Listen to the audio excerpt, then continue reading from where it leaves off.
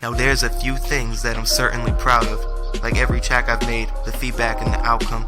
However, I have moments that I'd rather hide, but that method wouldn't help, it would just never die. Like the time in 2010 I wanted suicide, didn't see the point anymore. I mean, what's the point to try? Determined on my plan, I walked up to the cabinet, poured about 20 apples out, now it's time for the action. Swallowed them all with no water, just to cause more damage. Passed out right after that, then woke up and said, damn it. It's about 6 p.m. in the middle of October. I'm freezing like it's winter, at the table I'm slouched over, can barely keep my head up. At this point I'm just fed up that I'm even alive, I can barely chew my bread up. Grandma asking if I'm okay and I reply that I'm fine, just a little bit cold with a lot on my mind.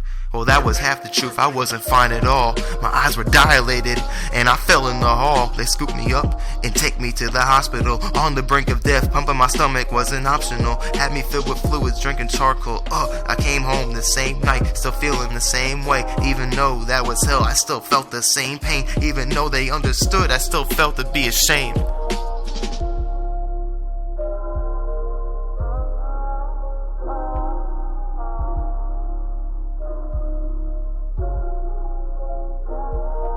The year's 2015 and a lot has happened.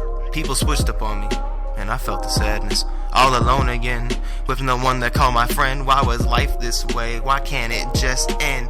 Just left a suspension, I was way behind. But that wasn't even my focus or even in my mind. I hated myself, I hated my reflection. My presence was an illness, a deadly infection, a death row practice, a fatal injection. Only focused on flaws, all the painful rejections. So it's back to the cabinet, but this time it's Alexa. I mean, the doctor said this is the pill that should relax you. Relax, I did. Laid up in my bed, every thought that ever ran laid still up in my head, wishing I was dead. Then my eyes closed, I thought that was the end. It was like my mind froze. The morning creeps up and I surely arose. Eyes popping out my head, blue skin down to my toes. Didn't go to the hospital, mom just kept me home. Didn't know if she knew or if she just didn't know. So I just let it go and laid back down, surrounded by the silence, not a single sound. I took it as a sign, I can't create my end. So I said to myself, Nolan, never again.